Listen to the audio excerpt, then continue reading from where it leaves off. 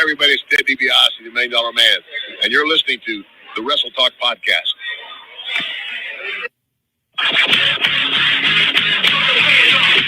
And now the night out. You're tuning in to Wrestle Talk. 657-383-1521. We'll be discussing WWE, NXT, Lucha Underground, ROH, fantasy wrestling, and we'll have some of the best damn interviews for professional and independent wrestling that you've ever heard. And I'm Joe Lance. Ladies and gentlemen, fasten your seatbelts, keep your arms in the vehicle at all times.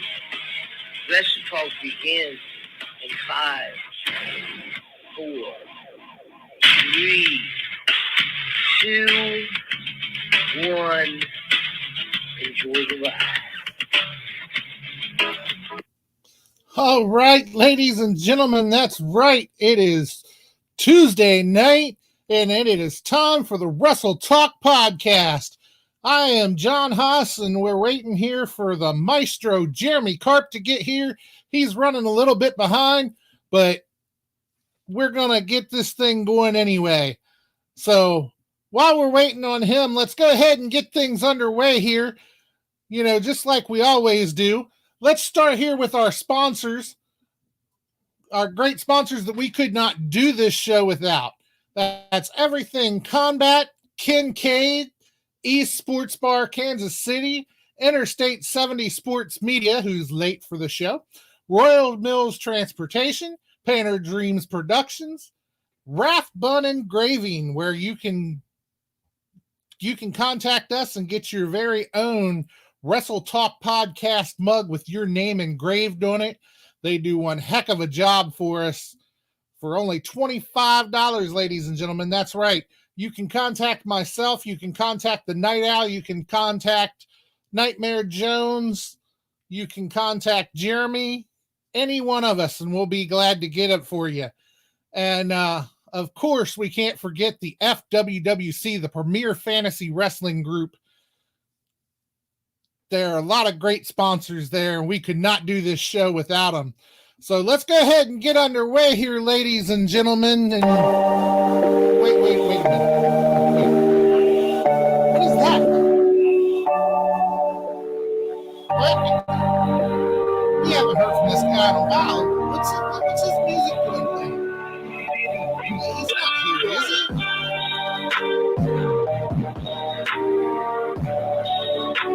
Oh my goodness. I missed you. Thank you. Thank me. My heart to yours. Thank you.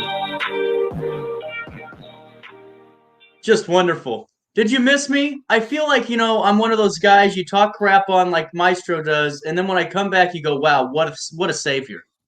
I missed you like a toothache, let me tell you. I'll appreciate that. I think we can all miss those every once in a while. How have you been? How's the family? How's Wrestle Talk? Hey, everything's been going great. It's nice to see you back, I think. So for anybody who doesn't know, and I don't think anybody doesn't know, it's Mr. Drake Lee, ladies and gentlemen. So you're right, but you're not right. And we gotta kind of nip this in the bud early. And I'm not disrespecting you. I appreciate the introduction, but we're getting ready to launch a pretty elaborate infrastructure plan, if you will. And in order for me to achieve these goals, not just mine, but the goals of my constituents, we have to be transparent. And the Drake Lee, the Drake Delano that you guys know is gone. I decided to use my real name, which is Richard Douglas, and you can call me Dick if you'd like.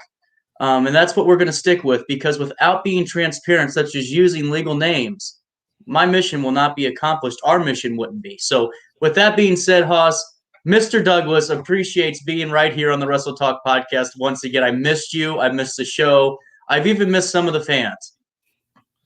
I think we'll stick with Dick. It seems to be a name that fits the persona. Ooh. Okay, I'll take that. Gonna be a good show. All right. All I know is that I've missed a lot since I've been gone for a month and a half, and I feel like this is kind of a common thread here. we get ready to start the show. Jeremy says that he's behind or in work. I don't know what that means. I mean, I'm a pretty busy guy, but I always make time to be on time for this show because I love and respect you guys so very, very much. Well, speaking of love and respect, we could not start this show without showing our love and respect for this great country, and that is America, damn it. So if you would remove your hats, place your hands over your heart, and we're going to have the national anthem.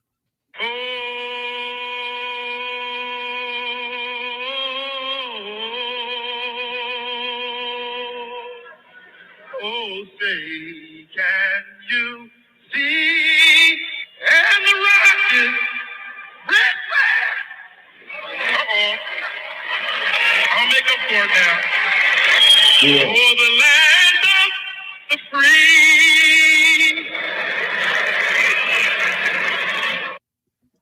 Oh, God. That's just beautiful. Yes, it is. It brings a tear to your eyes every time, doesn't it? Best damn country in the world, and that's America, damn it. That's You know, right. I heard that somebody we know is under the weather. And I have heard that. I don't think so. I don't know if I can believe that. You don't kind of see where I'm coming from with this? I can't say that I do. I mean, because I can believe that he's under the weather, because for those who don't know, we are talking about the Night Owl here. And, you know, the Night Owl would not miss the Wrestle Talk podcast for anything. That's And true. So That's true. For him not to be here, It hurts.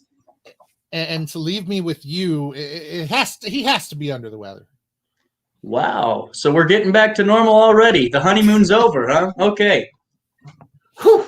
Here we go. At least Renee can be on time. He has a lot of detriments, but to be on time and to be very supportive and loyal to this brand is impeccable. And I wish Jeremy would get on with the pro. Has he been late this whole time I've been gone, or what's the over under here? He's actually been making it right about showtime. But he's always told us he may be late. So, you know, it is what it is. So, it may thunderstorm today. You may get hit by a car today. I might be on time type of thing. That's what we're going with. Yeah, basically. But, Okay. you know. That's great. Hey, well, how's everyone been, though? I want to know how the hosts have been. I got to get some feedback here on our Nightmare Jones. Jeremy will rendezvous whenever he feels the need to show up. And I wish that Renee gets better. The Dynamo screw job. We have a question coming in, and I'd like to address it really quick from our good friend Zachary Edwards. You know, I think the Dynamo screw job is probably the worst thing that could happen in Dynamo. Snitch deserves so much more than what's been going his way. I've been a firm supporter of the Snitch, and I hope that he is a firm supporter of mine. But yeah, Dynamo needs to wake up, because what's going on there needs to be addressed, and we will take care of it very soon. Okay. What do you think, Oz? Well, you know, I'm honestly, Beans, I'm out here on the East Coast. I'm not really familiar with the situation. So I guess I can't really speak to it. You can't speak to it. This thing has been going across the airwaves here nationally. I've heard people in Texas talk about this screw job. It's okay. I forgive you. I don't know if the Snitch can. I happen to be. I might know him. You know, I don't know. Well, all right. But that's how it is. But anyway, how's Nightmare Jones? How's John Haas? Or Hardcore Haas? How's Jeremy? Are they all kind of falling in line finally, or you still got to smack them around a bit? Oh, we're all doing pretty good, you know. And myself and Nightmare Jones, we're getting ready to head down to West Virginia here.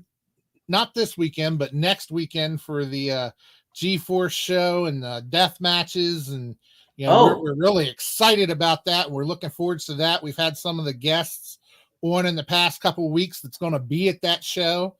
You know, and so we're really looking forward to being there and seeing these guys do what they do. And, you know, it's going to be awesome. Death matches. Yes. Wow. Has Jeremy ever thought about doing those? I don't know. You'll have to ask him when he comes on. Well, I don't think maybe we should change the show time to 7:15. Maybe that fits his schedule better. I know how busy he is. How about you? Have you ever thought about getting into deathmatch? Match. Okay, but yes and no. I feel like some people would like to see that. However, I'm not as dumb as some people think I am, and my team has already told me that that's part of the contracts that I have to sign to bring my team members on. No death matches, but I will if someone wants me to throw them through a window pane. That's fine. Yeah, you just don't want to mess up that pretty face of yours. We understand. This is where the money happens, right here. How have you been, Richard? Oh, I've been very good, Hoss. Thank you for asking. I'm just training at a little place called RWA, having the time of my life, learning from the best of the best, and I couldn't be happier. The people there are great. Everyone. And our good friend Ricky Cruz is on. Hello, Ricky. It's great to. I heard your match went very well at Glen Carbon. I was excited and looking forward to that. And I'm sorry I missed it because I heard it was very good. They had a great crowd. All right. Well, while we're waiting, let's. Did you just completely ignore what I just said? No, I didn't ignore you. Okay. But let's go ahead and get into our high spots here with our theme that was created by DJ Money here. Mic check, mic check. Yeah. All right. Wrestle Talk Podcast. DJ Money. Yeah. Let's go. Welcome to High Spots, where we pop news like lamb chops. We talk shop, coming through the screen of a laptop and non-stop like I wanna sleep with a blacktop. We hit hard like chair shots and backdrops. On the clock flash, feel like the belly flop. Now that's on. We up the scene while they stay slow. Wrestle Talk Podcast. Now they know we about to start the show.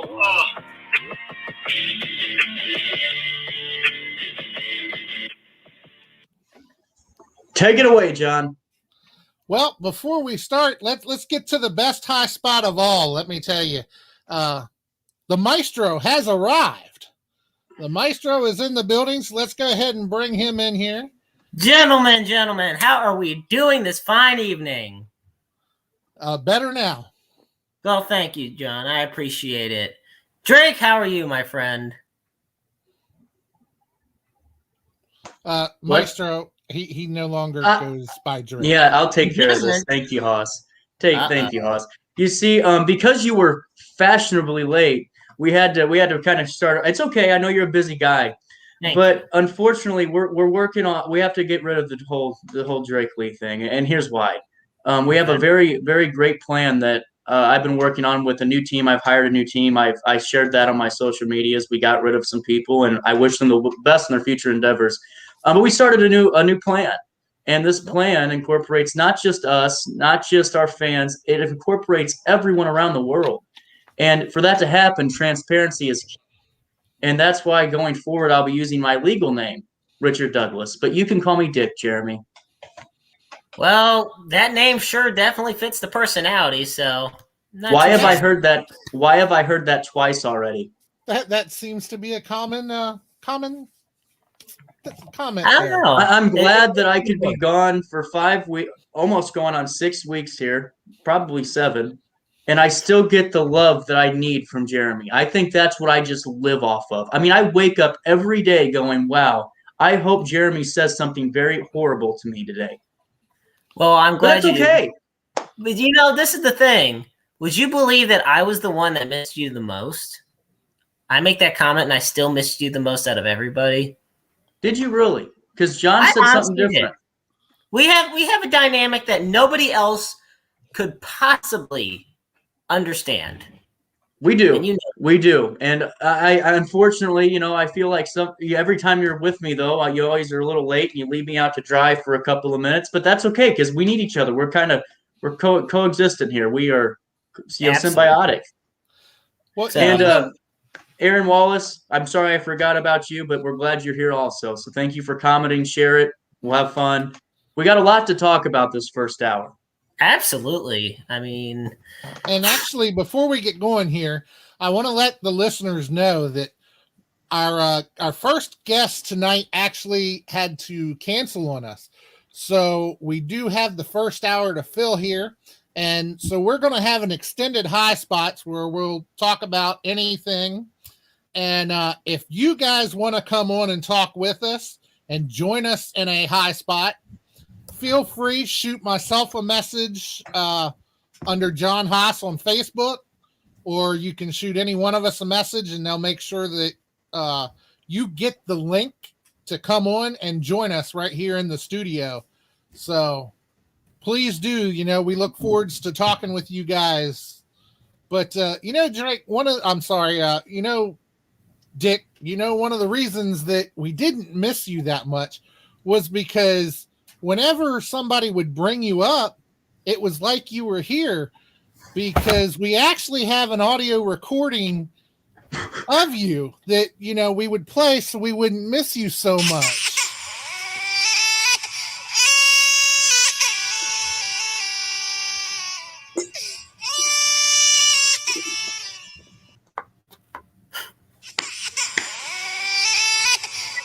Oh, again.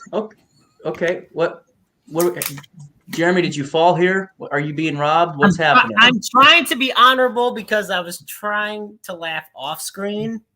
I didn't want to laugh in front of you, Dick. I really didn't, but it is what it is.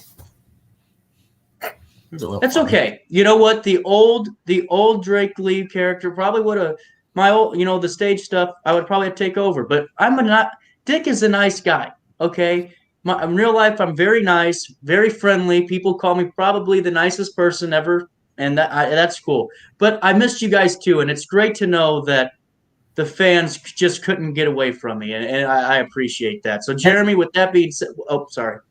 Oh, no, you're fine. I was going to say, you know what? I know I'm fine. New name, but I'm going to give you credit because that is one sick outfit. I'm just going to go with it. This is what we use for my charity events. I do a lot of charity events, and this is the black velvet jacket. No more sparkles, unfortunately. That won't work for this new plan. But the black velvet, sleek, very nice. Sea Island cotton turtleneck, very nice, very comfortable. And I would have told you how much this cost, but I'm not going to anymore. This is a new era.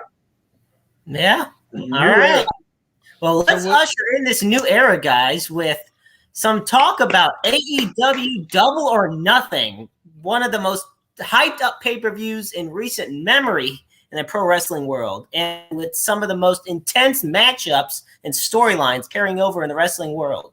So, Dick, I want you to bring up, what match would you like to talk about first? Because there were so many, a lot of things to come out of that pay-per-view. Which one really stuck out to you to begin? I like the Miro. I want to talk about Miro and Archer. I think that to me was a very, very nice match. I really enjoyed it. I'm glad that Miro got to retain. I'm glad he retained, and I hope this is a long run for him. He deserves it. Let's be honest, the guy's watched maybe watched someone he likes make out with another man on another company's television show, and kind of be underutilized. And to see him now, where he is quite frankly, it's phenomenal. So I think that the match itself was very good. Jake bringing out the bag. It goes back to that old adage, am I going to pull out the snake? Who knows? But it's already in your mind that snake's coming out. So that was really cool. And I just enjoyed it all the way around. I liked the finish. I liked the way that he put his submission in, because Lance is a bigger guy, and he needed to get some different leverage. So I really liked how he did it. I like how he outsmarted Lance, and Lance is a hell of a guy. So that's no one to slouch off at any means. No, and I agree, because you bring up Miro having to watch his wife. Oh God, and we've talked about that in the past, about that lovely storyline with his wife and Bobby Lashley. That was just you. You were saying the nasty things. I just encouraged it. Okay, that's true. You did encourage it, but it was like me speaking on behalf of both of us at the time, because that's fair. Yeah. And it's nice to see Miro has a good standing in AEW right now. I was actually glad, and this isn't putting down Darby Allin in any way because I think Darby Allin is a phenomenal performer, but I think it was good to put the belt on Miro because he has this whole new brutality, his personality to him. He's not just your everyday strongman. He does have a great character to him, and he knows how to get the audience, and we've seen this based off his work in WWE as well, get the audience whether on his side or against him. I feel he's naturally better as a heel. And to put him against somebody like Archer, who I think he's starting to get in that phase where he was turning face and heel too many times. It's starting to become a little confusing for the audience. I think he's in a good spot right now as well. It was a good match. I think it's kind of an underrated one based on some of the more high-profile storyline matches, such as the Stadium Stampede and Sheeta versus Dr. Britt Baker, which we'll get to also. But no, definitely, and I'm very glad he retained as well because, you want Reigns to be more lengthy in AEW, in my opinion. I think that the company's been successful partially because they're not frequently changing titles off people. I think because they've established champions as very, I'm not going to take the full term, it says city on the hill for you, but they're at the top of the hill, if you will. So I think they did the right booking, having Miro retained. And like you said, it was a very good match, through and through. Very unique submissions as well. Like you said, he had to, Archer is a bigger guy. You're not facing your everyday like Darby Allin or Hangman Adam Page type thing. So absolutely. So the first match I'd like to discuss is real quickly. Go ahead. You got to be careful with that city on the hill thing. My lawyers aren't as nice as I am, so we got to be careful for that. Here at I-70 Sports, we got our own team. We're working on some things, so we'll make sure not to push any boundaries. Don't worry, buddy. I'm not mad. They might be, but I'm not. Oh, yeah, understandably so. Well, the first match I would like to talk about, if it's okay, is actually the Casino Battle Royal that happened. Yeah, great. And, most people expected Christian to be the winner in that. Most people predicted it because he's been, ever since he joined AEW, he's had a very prominent role. He's not been booked as an unstoppable monster or anything, but he's just had this very prominent role, and he's shown he can still go at a very, solid rate. But I think Jungle Boy winning, and yes, spoiler alert, folks, Jungle Boy did win the Casino Battle Royale. I think it was great. You have to ride the hot hand. There is not, if hardly anybody more over in AEW with the crowd than Jungle Boy. Right. Whether he's with Luchasaurus and Marco Stunt or not, Jungle Boy is just his own enigma. He was voted by the Wrestling Observer newsletter a couple years ago as the Rookie of the Year, and he is among one of the most popular wrestlers for audiences. He always gets a loud reaction, and he's always performed great matches. So I think this is a great spot for him to really start getting a push, because I feel like, I don't want him to turn heel or anything like that, if you will, but I just feel like within being a part of Jurassic Express, I feel like they're just kind of at a middle ground. They've never really moved up, but they've never really dropped down. But sometimes being content is just as bad as anything else, because you're not going to be motivated enough to go reach for higher lengths or greater heights. But I think with Jungle Boy winning this, I think it'll bring a lot more to the table for him. And I'm excited. I'm very happy he won. And Dick, I want to know what your thoughts are on that. Well, I honestly, I thought that there was no one better to win that, and he earned it. He fought his ass off in that match, and the final two being Christian and him, that's a great nod, and it just shows that sometimes the younger guys prevail. I think that it was great. The crowd was ready for this match. The crowd was ready to be back into full swing, and it shows that this whole year of shit that we just encountered is almost over. And I'm glad for that. And I think that all the fans are glad for that also. I wasn't expecting the Lio Rush thing at all. That was completely out of left field. I know people were saying something about they didn't like the layout of it or they don't like how it's structured. Well, too damn bad. I do. So there's that.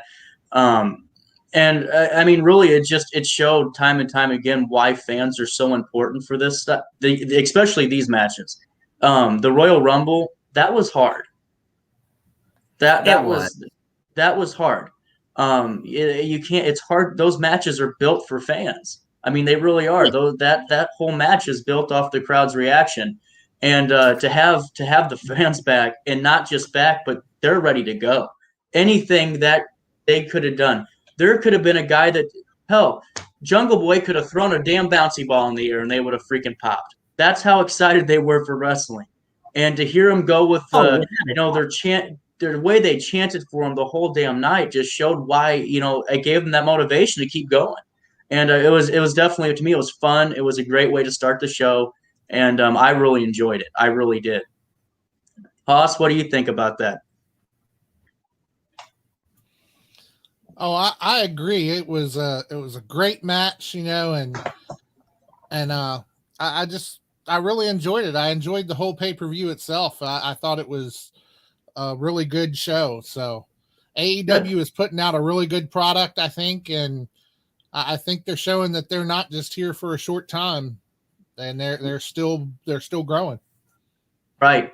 Especially with all the business moves they've been making the last couple of months, it just shows they're cementing something. The next match I want to talk about, because I feel like we rode the battle royal out a little bit. Let's just go into Sheeta and Britt. That to me, it was about damn time. Britt's a hell of a wrestler, and the fact that Sheeta's no slouch either by any means. I really enjoyed both of them. I thought that it was where it needed to be, and for Britt to win clean was huge, and it was cool. I don't know if you saw on the social medias, one of my digital guys showed it to me today, was her in the dentist office or her dental office with the belt. That was pretty cool. So she looks great. She's great, hell of an athlete, and I think she'll do great for that women's division. Absolutely. This is how I look at the Britt Baker Hikaru match. I felt it was one of the more predictable end results, but that is not anything against it. I was so happy Britt Baker won because, Ty Conti is personally my favorite female wrestler in AEW. Mm-hmm. But Britt Baker is, without a doubt, right there, almost neck and neck, because she just has such great charisma. She works the crowd great. And I know I brought this up multiple times already tonight, but for me, a big thing is working the crowd. Whether or not you get them to cheer you or boo you, the go-home show of Dynamite before Double or Nothing, when she pointed out DMD, the crowd was repeating it. They were hyped the whole time. And it was at that point I was like, you know what? She's probably going to win, and there's nothing wrong with that. And all I wanted out of it was a hell of a match, which we got. Both, like you said, Nick, are extremely talented wrestlers. I think with AEW, the first 7 months, maybe 8 months, I honestly felt they were lackluster when it came to how they were showcasing their female division. They had a lot of very talented female wrestlers, but they weren't booked properly or they weren't showcased as prominently as I felt they should have. Ever since then, though, things have been so much better. It's really improved. And I was very happy, and like you said, her winning clean was the most important thing. That was the biggest takeaway from it all, because it shows that she is a formidable opponent to me that you don't want to mess with. And wherever that sneeze came from, Gesundheit. Is fucking Renee here somewhere? His sick ass, is he fucking backstage in the studio fucking sneezing? What's going on? It's funny. Yeah. Quick side note, folks. Renee sent us a picture of what he looked like. Get well soon, Renee. No, sure. hold on. I just want to say what Jeremy said to Renee about that picture was very I was going to say it. Go ahead. You tell him. You tell him. Take that heat. I'll take the heat on this one because I don't regret it. Look, folks, the picture looked like what Kane looked like when he first got unmasked back in 2003. Not funny. Shots fired! Shots fired! Not funny. By the way, get well soon, man. We love you. Anyway. That's not what you texted me. That's not what I texted the old you. The current you. Oh, okay. There we go. Stuff. There we go. That's fair. But yeah, overall, it was a very good match. And I think it just continued the hot streak of the successful pay-per-view that was Double or Nothing. Yes. Also, what do you think? Oh, yes, definitely. Like it's been said, she is, Britt is one hell of a performer. She is very deserving of where she's at. Yeah, so it was a great match, and I think they got the outcome right, and, it's just enjoyable to watch. So, I really enjoy it all. All right, awesome. Well, I guess the next match that we should talk about is probably the Stadium Stampede. In my personal opinion, is the Stadium Stampede because it's what closed out the show of Dynamite, the episode of Dynamite. The Pinnacle, MJF, they had Dean Malenko kind of kidnapped at the stadium, so the Inner Circle's chasing after him. They get ambushed, whatnot. First off, I just want to say Tully Blanchard being involved in all of this is just awesome on so many levels. It's not just great from a nostalgic fan standpoint. He's not just like that old legend that's hanging around. No, he is very prominent. He still talks well on the mic. He's very intimidating as a manager. And on top of that, he's done a couple matches, which he's done pretty good in too. So kudos for AEW using legends and Hall of Famers properly. That's the important thing. They're not overexposed. They're just used in the right spots. With that said, the Stadium Stampede match, AEW has this thing where there's a lot of, and I think Joe and Haas and I talked about this last week, but there's a lot of those stipulations where if you lose, this faction breaks up, or if this team wins, they get to stick together, things like that. And that's happened a lot. When that stipulation was put in place for the Stadium Stampede, I knew the Inner Circle was going to win. They are so popular with the fans. They are all extremely talented, but they all need each other, in my opinion. I think they all need to stick by each other, except for Chris Jericho, because he's one of the all-time greats. But I think having him still stick with Sammy Guevara, having Santana and Ortiz, and Jake Hager, them being together is vital for the success of all of them. And the Pinnacle are no slouches either. And that's what I think made the match so amazing, was because, you have all these guys who, while they are talented as individuals, it's what brought them all together that made them truly successful, and why Chris Jericho and the Inner Circle could probably be considered the most over faces in AEW, and why, I'm just gonna say it, MJF is amazing as a prick. Oh my gosh, I don't think there's any guy in wrestling that's easier to dislike than MJF. And I'll say it because of this. MJF doesn't have that type of negative reaction to where they don't like seeing you on screen. When I watch Dynamite every week, I want MJF to be there. I want him at the pay-per-views and everything, just so I can boo the hell out of him because he's just amazing at what he does. And that type of thing is what those types of characters what keep me enthralled in with wrestling. The one seeing the good guy, bad guy type thing. It's an old school formula, but people such as MJF pulled off perfectly.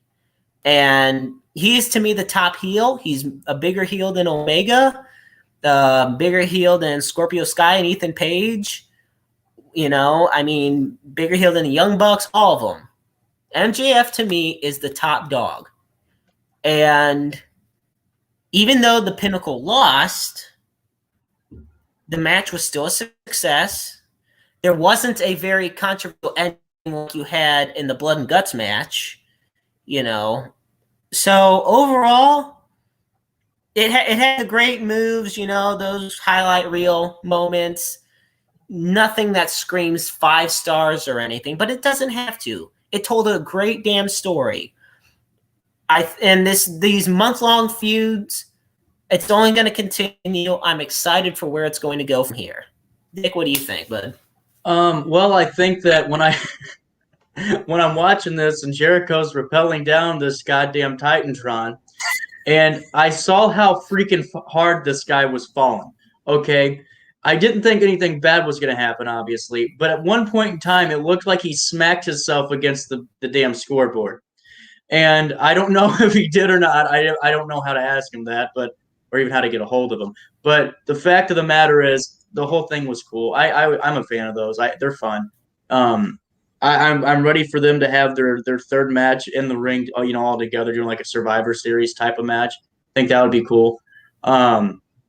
But I kind of thought maybe this is the end for the Inner Circle because Fozzie's getting ready to do their, tour again, to be honest with you. So that's why I kind of had that back of my mind thought, well, maybe, Chris is going to tour, do blah, blah, blah. He comes back and it's a big happy family. Didn't happen. And it was just fun. Those matches are fun to watch. And they make you, enjoy the little things. It was a great way to top off the card because you had every match was good. It's very rare, and I think it shows the importance of having the fans there because those fans made those matches as good as what they were, and maybe even better and propelled them. So to have that, then you have that to kind of close the show out. I think it was a smart move, and it was fun. Like you said, there's nothing really to say more about it. It was fun, enjoyable, and I had a good time watching it. And, I agree completely. Yeah, Haas, what are you thinking? You like it? Yes or no? Maybe so. Oh yeah, it was definitely a good match. I enjoyed it, and I also agree with Jeremy. When he talks about how he likes to have MJF there because he likes to boo him. That's the thing. No matter whether you're heel or face, to get the crowd involved and to get that pop going, and if you're good at this stuff, you can get the crowd going no matter which side of the coin you're on. Sometimes you can even flip the coin and still get the fans going, So I really do enjoy watching wrestling, and I enjoy, watching these guys do the art that they do because it really is an art to it, whether people realize it or not. So I enjoyed the match a lot, and it was truly a good pay-per-view. Yeah, it was. And I want to go ahead. No, that was literally all I was going to say. I was just going to agree with Haas about, overall, top to bottom, it was a great pay-per-view. And, that's something that AEW really needs to keep on rolling with because – and Dig, I wanted to get your thoughts on this, and Haas too, if you want to definitely chime in your thoughts. But AEW's been really pushing out, and you guys brought this up earlier, with all the business moves they've been making. This includes adding more shows. And we're not talking live event type thing. We mean more weekly shows. And, that is a big gamble because you're still in your infancy as a promotion. You may say, oh, but they were around since 2019. Yeah, but that's just a couple years, Right. I mean, you really got to be confident in yourself to want to put not one, not two, but 3 shows out there. So what do you guys think about this? Well, from a business standpoint, I just saw one of the comments. From a business standpoint, this isn't easy. it's really not easy. And at the end of the day, you got a guy that's not he's not doing this just because it's his he likes wrestling. Well, good. Okay, well that's cool too. And with that, you have to have an infrastructure. You have to have a growth plan. And I think what Tony Khan's doing, and anyone that's involved with those decision-making processes, they're doing a phenomenal job because they aren't just copycatting the WWE. They're going to different sources of revenue, different sources of advertisement and marketing. And with that, I mean, you can't go wrong because now all of a sudden you aren't playing catch up with a company that's been there for decades. You're setting your own pace and hoping, hey, hopefully they try to catch our tail or try to chase after it, and then you're ahead of the ball. So I think that's where I think's the biggest takeaway, and from a business standpoint, company-wise, I think that's where they're really winning. Yeah. I tend to agree with you.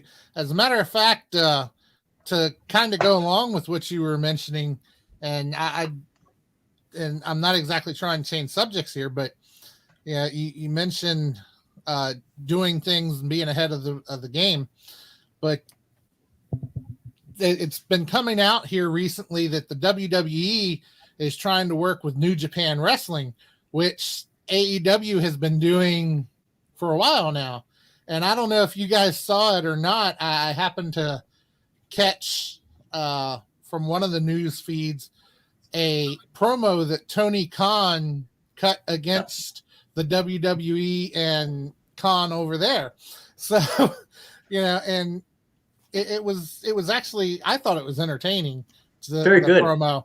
And, and that just goes to show how the WWE has sat back and watched what AEW is doing, and they see AEW being ahead of the game, and now they're going, wait a minute, maybe we should do that. And they're behind the game now. They're coming in late, and I don't know how well it's going to work for them coming in after AEW's already done it. Well, and that's the thing. Copycatted. Right, it's going to be, and anyone that follows, the news or follows that company, or follows WWE's news and AEW and all that, they'll know. But that's definitely going to be their biggest struggle because even though we have two billionaires going against each other, there's also a lot more stability in one company, in my opinion, right now, just because of the tenure that it's been around. And we all know how some people in WWE like to just throw out money whenever they feel the need to do so, because they can, and then eventually they'll sweep it right under, the carpet right from under you, and then all of a sudden you're going, what the hell just happened? Why do I owe them money at this point? That's just how it goes.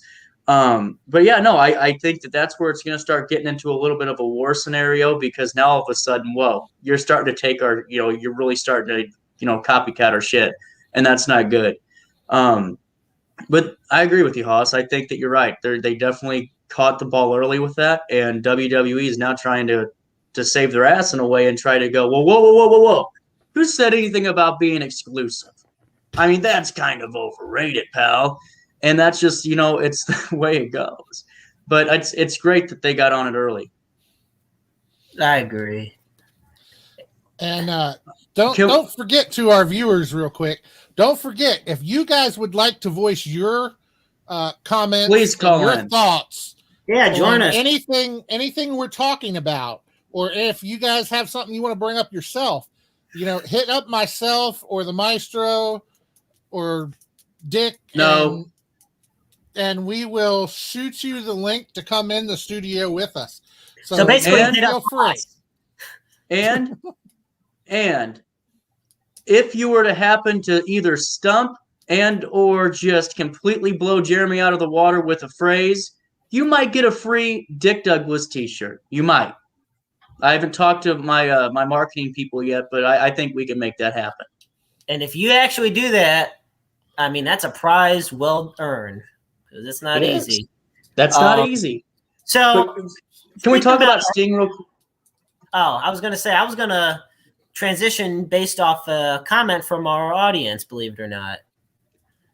So okay. I was going to kind of do a 6 degrees of Kevin Bacon shit, but I'm going to make this work. Okay, so Jeffrey Wilson talks about how he's It's kind of this thing where you connect a whole Who is bunch Kevin Bacon?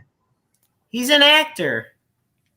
It's a long story. Just Does he have an IBMD page or whatever that is? He does. IDMB? Is that how you go? Oh, so he did like screenplays?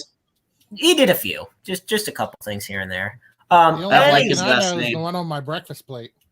Yeah, that's that. Thank you. Who would call Us, themselves I'm not bacon? even gonna make a type of comment for that. I'm not even. Okay. So Jeffrey Wilson states that he's a Jim Cornette guy. I'm going to connect this by saying Jim Cornette was on last week's episode of Dark Side of the Ring, which was on The Ultimate Warrior. Now, I'm a big fan of the Dark Side of the Ring series. What about The Ultimate Warrior? I'm not a fan of The Ultimate Warrior. But I wanted to kind of get into talk. I don't know if you guys had seen the last week episode or just kind of know some of the story about Ultimate Warrior, because Jim Ross, good old JR, opened up that documentary episode by saying he had never seen a wrestler with less ability than the Ultimate Warrior. And I'm just thinking to myself, well, damn, because this is a guy that saw Giant Gonzalez wrestle. And you're telling me the Ultimate Warrior had less than him? I mean, holy shit. And I was listening through it. I was watching the episode, and it's amazing to me. Hogan never lost that championship, ever lost the WWF championship until he lost it to the Ultimate Warrior. And the Ultimate Warrior could not carry the company the way they wanted him to. You're on top of the world. You're this power, guy with, that gets the crowd all hyped up, and you just bombed. And it amazes me not just how much he was lackluster in the ring, but how much of a prick he was outside of the ring. He really was. I mean, and check out his post-wrestling career things, how homophobic, bigoted, things like that. And, yeah, exactly. See, the political views, that's politics. That's another thing. It's just moral views that, to me, make him a prick. So can I just add one thing on? I'm going to let you keep going because this is your rant. You can run with it as long as you want. I think you're kicking ass. I will say this. Ultimate Warrior's freaking workout training videos with those kids is the funniest goddamn thing I have ever seen in my goddamn. That is hilarious. 50 fucking years. You think I can? It was just gold. Absolutely gold. I'm just saying. Hoss, have you seen these? No, I didn't. 20 fucking squats. Squat fucking down. Just like that. Just like that. I promise you. It's gold. I mean, honest to God, that is better than any match he's had. I mean, that's not that high of a bar, but I will definitely take your word for it and check it out. I mean, and this is my thing. Like I said, I was glad he was able to have closure with a lot of enemies that he had. It's a shame that he passed away, that he did, if only 54, leaving behind, his young daughters and his wife and everything. And it's a shame because nobody should have to go through that type of thing. No family should have to suffer, especially his daughters losing their dad that young. As far as his wrestling career, if you want to call it wrestling, because, I mean, you can see Aaron Wallace and Jeffrey Wilson in the comments kind of talking about how we love to hear from the rest of you too, folks. I would just like to say, no, I really don't friggin' know who Kevin Bacon is. This is a shoot. Do not know who Kevin Bacon is. So, no, really, I don't know, Jeff. And I beyond do know who Kevin Bacon is, and Haas just... I don't know. I'm not even going to ask. Keep kissing that fan's butt. I know who he is. I was just giving you crap, Jeremy. But keep going, Jeremy. Sorry, I keep cutting you off. But no, you're fine, guys. But no, looking at that episode, I don't think it really opened up a lot of new secrets. We watched these other episodes like Brian Pillman, the collision in Korea, Nick Gage, and it reveals a lot more. Like the fact Nick Gage fucking flatlined for 7 minutes on a helicopter.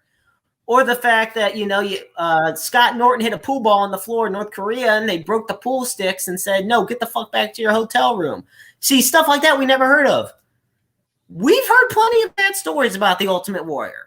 We really have. And how he wasn't a good wrestler.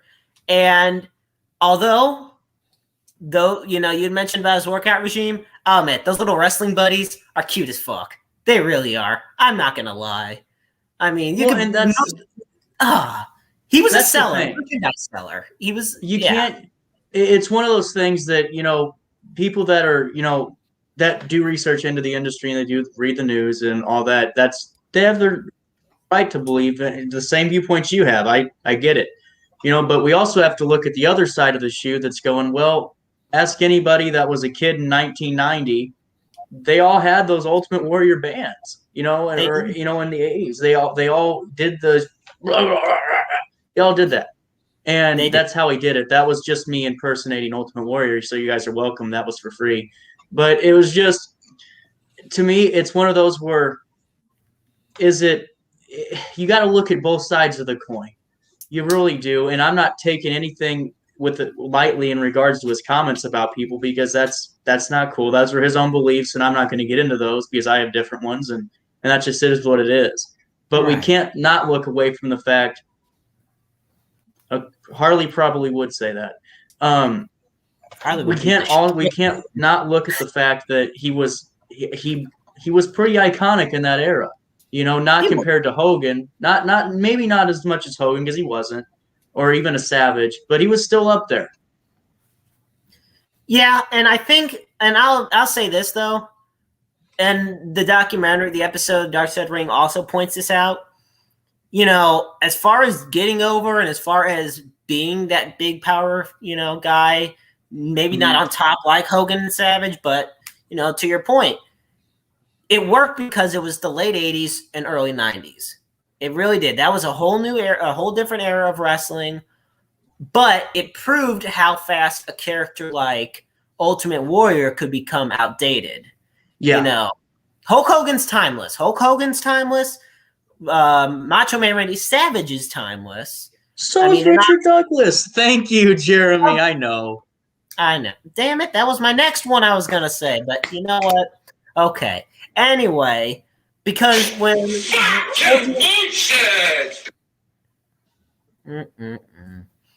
Anyway, when the Ultimate Warrior came back in '96, it's crazy to believe he won at WrestleMania against Hunter Hearst Helmsley in a minute and a half. I mean, Triple H freaking did the pedigree on Ultimate Warrior, and he just got up. And people didn't give a crap. They really didn't, because it was a fad. It was 1996. It was wrestling went from being that superhero, super strength type thing to the more edgier reality-based stuff that led to the Attitude Era. And Ultimate Warrior did not fit. Hogan did, because he was a big part of the NWO. He was able to evolve. He could still be Hogan, but he just had to alter. He wasn't the drink your milk. He changed trajectory. Right. So Warrior didn't do that. And because of that, his wrestling career faltered and eventually crumbled. And so, fade is just one letter more of fad. Ultimate Warrior was a fad who faded away. And, but for the time he was in his prime, yeah, he was among the top in the wrestling industry. I totally agree with that. People were buying his shit and doing them workouts, right? They still do. Those kids didn't know what hit them that show. I wish you guys could have seen that. I gotta see those. It's on YouTube. During this little break, you have got to freaking watch these videos. He did reinvent himself, and I'll give you that one too, Jeffrey. But we only have a couple more minutes, I think, of this high spot segment, which is cool. I did want to talk about Sting doing a fucking Code Red. That was pretty badass. Yeah. Can we not talk? We didn't talk about how Sting just came out and lit the damn world on fire at 60. That was pretty good. That was a great match. It showed. I mean, that guy could still move. He could still move. Sting scares me sometimes at how amazing he can still wrestle. Okay. I was already saying, do you want the lightning rod with that one, Jeremy, or No, you he saved it? scares me at how well he can still wrestle. Right. And it's true because, look, after he lost to Seth Rollins, after his lackluster, to put it lightly, WWE career, everybody's like, Sting is old, washed up, can't do anything. He comes to AEW, and it's not just that he's used right. He knows what to do. He's allowed to, how do I word it? Extend himself.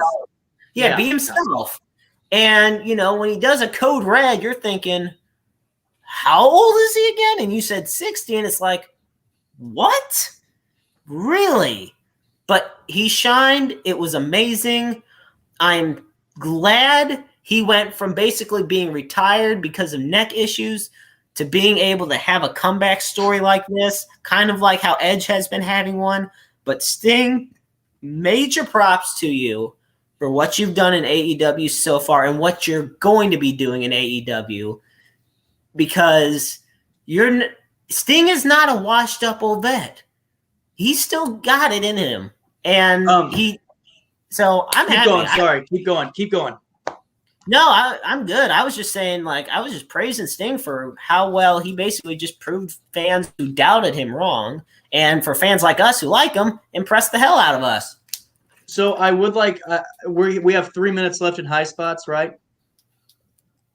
Is that fair, John? Where are we at here, Hoss? Yeah. 3 minutes left? Okay. Yeah. I just want to break. This is literally just came across my phone. One of my assistants just sent me this. We just got word tomorrow at 5 p.m. on the Rhodes Wrestling Academy YouTube channel. Check out. We have some videos coming out that I think the world would like to see. So, ladies and gentlemen, 5 p.m., that's Central Standard Time on the Rhodes Wrestling Academy YouTube channel. We're premiering 2 videos. They're going to be very good, and I look forward to you guys in their debut. I was there when he – okay, yeah. I could imagine. I could imagine, Jeffrey. I would have lost my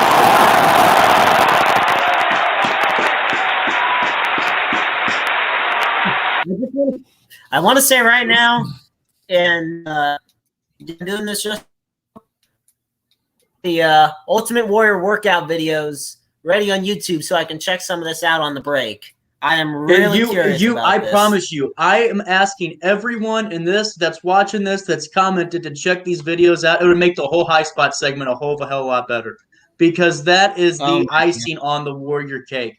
It really is. But I wanted to talk real quick, just because I don't want anyone to feel left out here, that wanted to talk about matches. Triple Threat was very good.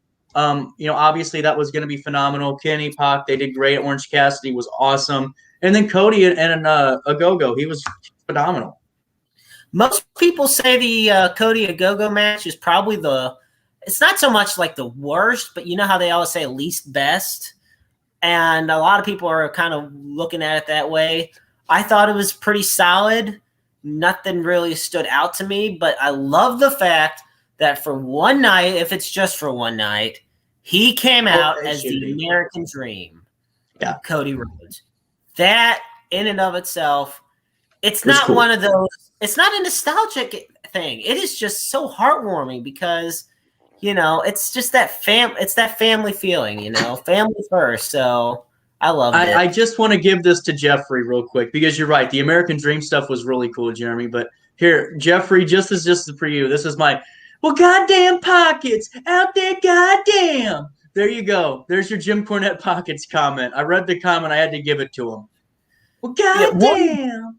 One quick thing before we go to break. I got to do one more quick thing, and I want your guys' thoughts on this. When in the hell are we going to get a Dark Side of the Ring episode where it's just nothing but an hour of Jim Cornette versus Vince Russo? Thank you. I've been saying that, not even just Russo. I want a whole Dark Side of the Ring on just Jim Cornette's top 5 hated. I want just an hour straight of this nonstop freaking. Have you ever seen the video of that? Where he does great. It is great. It is. I will watch that so many times. It's just entertaining. He's just like, yeah, I'm definitely putting my fuck this guy. I love that shit. Jim Cornette cracks me up. So, yes, Dark Side of the Ring episode. Jim Cornette versus the world, folks. First the world. That's what I love to hear. Guys, 5 p.m. Rhodes Wrestling Academy YouTube channel. Check it out. Are we taking a break? Let's go to break. Yep. We'll see you on the other side. I'm going to watch these workout videos.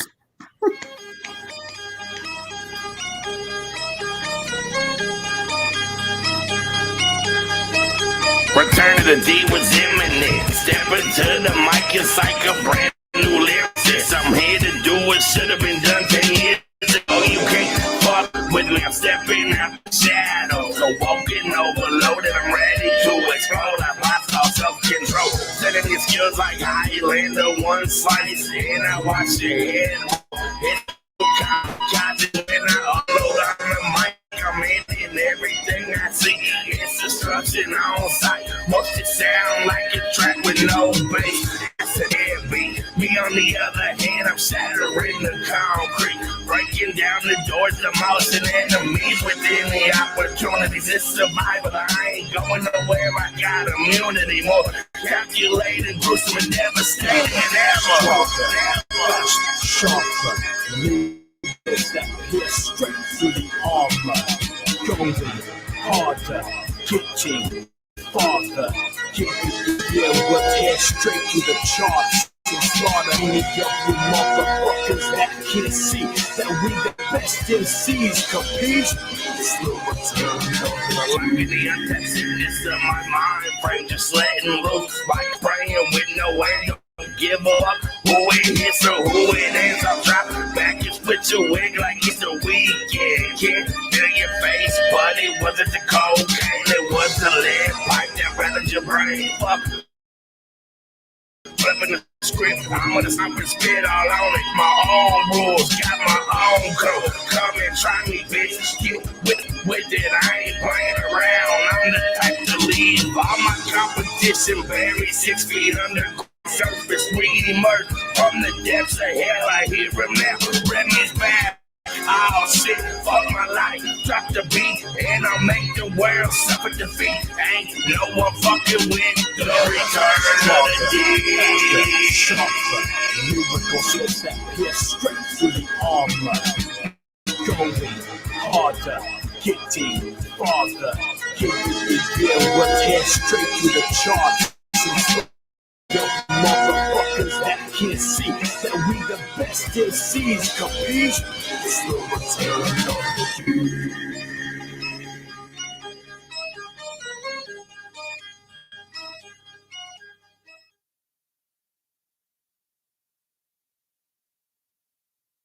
Ladies and gentlemen, my name is Drew Doherty, and I am the co-founder of Cold Meal Productions, and you are listening to the absolute best wrestling podcast there is on the internet. And if you're here, you are lucky that you found it. It is time for Wrestle Talk with Joe Nay.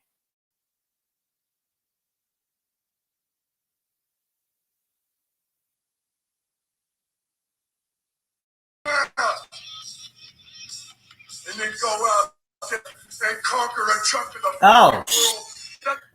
I'm telling you, these videos, man, holy shit.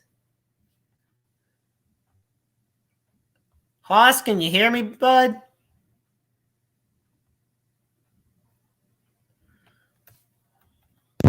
Folks, I can't. Oh, sorry about that.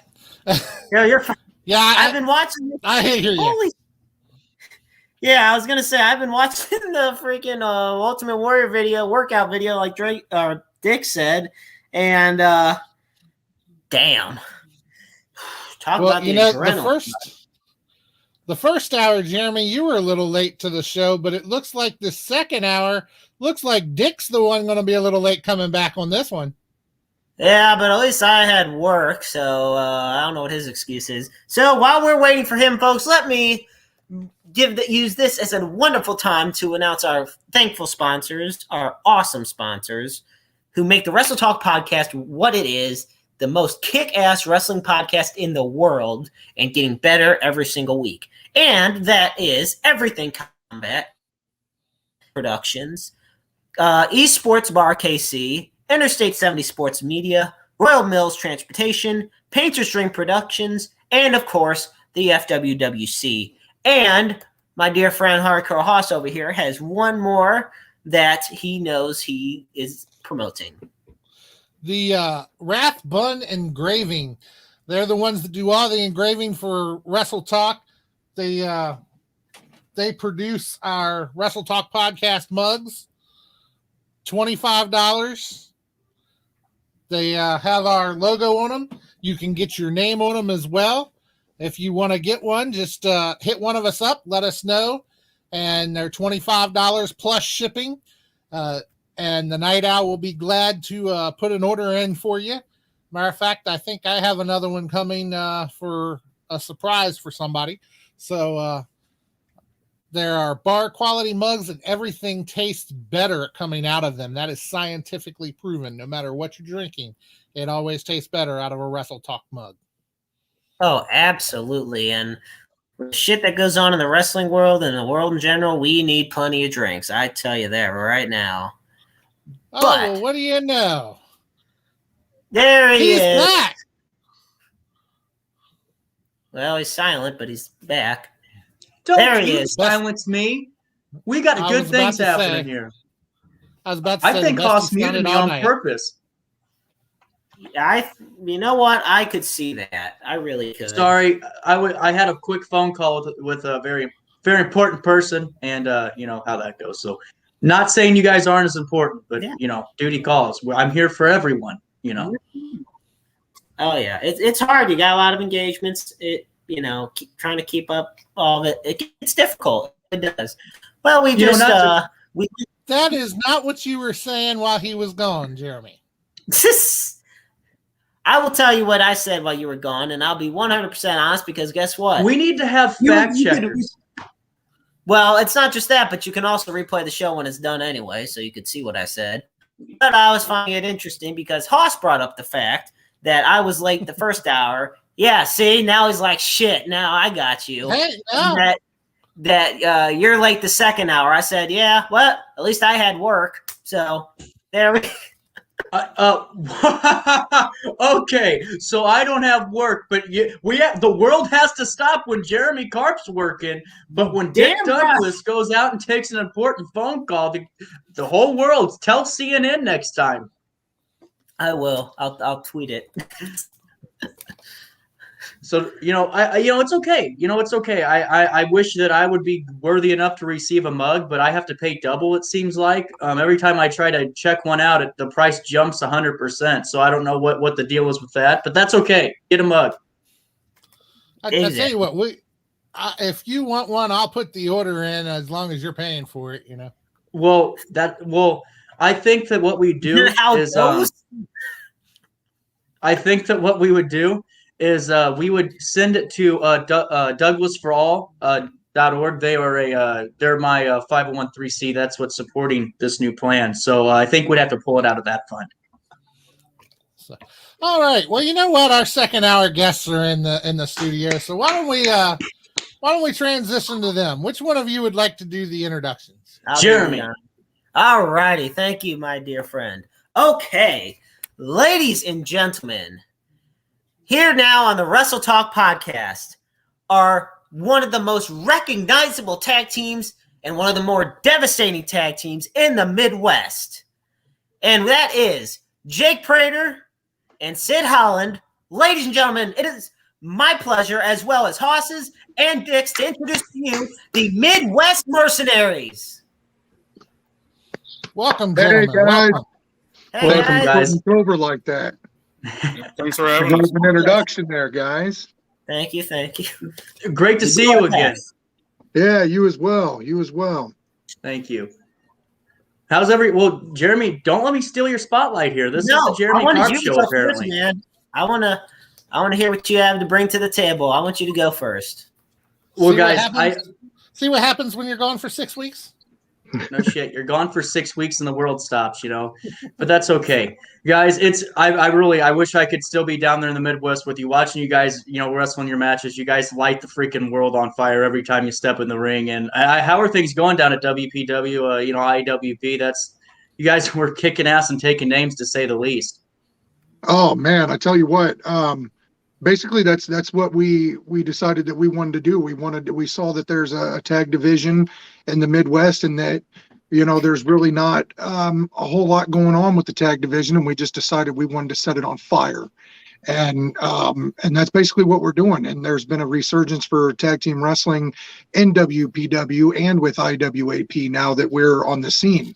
A lot of people are talking about how good we are, and random people are pairing up with other random people just so that they can be in the ring with us. So it's I'd say it's going pretty good right now. Yeah, and not to cut anyone off here, but when I was leaving, taking my my leave, if you will, right when I was leaving, you guys were just, and you could see it. Everyone's like, hey, let's wrestle together. I want to take on the Mercenaries. And that's just how you're right. It was really cool to see how you guys just lit it on fire. It was quick, and it ain't gonna burn out anytime soon. Yeah, luckily I don't see it burning out anytime soon either. We've really caught lightning in a bottle here, and we've definitely decided that we're going to run with it. Yeah, without a doubt. And Jeremy, if you could for a couple of seconds, because I gotta send out a tweet real quick, because we have a premiere tomorrow at 5 p.m. at the Rhodes Wrestling Academy YouTube channel, and that's what I'm. Okay, well, I gotta ask, guys.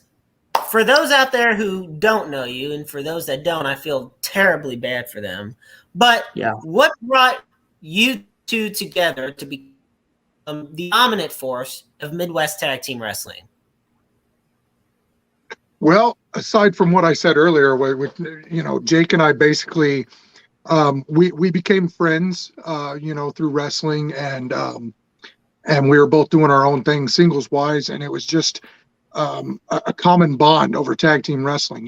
We were both huge fans of the things that Edge and Christian, the Hardys and the Dudleys did, and Legion of Doom, and there's so many to name there. But we're huge fans of pro wrestling. Obviously, that's why we're in it. And more importantly, it was tag team wrestling. And we both we saw that, with our singles careers, there was ups, and then there was downs and ups and downs. And so we were like, why not? Why not just give it a shot? Let's get together. There's a lot of tag teams out there that are kind of just paired together guys, and we actually have charisma. So let's see what we can do if we throw our heads together. And we were tired of being overlooked and passed by, so we decided if we were joined together that we could conquer more than on our separate own paths. And just real quick, I don't know, Jeremy, if you've been able to see the Mercenaries in action. When they go out to the ring, it's not just a normal, crowd clapping for somebody because they're there. I mean, everyone is engaged and they're ready. And just to kind of dive a little bit in further with your training, with I heard in my notes here, it's with Keith Smith and Ricky Cruz. You've been under their guidance a little bit in your development. What have they kind of taught you that you carry with you today and will for the next 5 years? If I could say they taught me, the biggest thing was the importance of like the old school ways, of the right ways of how this business should be treated and done. And I think that is the biggest thing that Keith Smith Sr. and Ricky Cruz, Attila Khan, all those guys taught me, was they instilled the old school ethic into me. And I feel like that's what's taken me as far as I've gotten, and hopefully as far as what I dreamed about happened. Without a doubt. And just kind of to piggyback off Sid, do you have anything that you would like to kind of throw out there too about that? Because I mean, that's what I'm really interested about, because we all know that the minds that you guys were working with and training with, they're very prominent and very successful.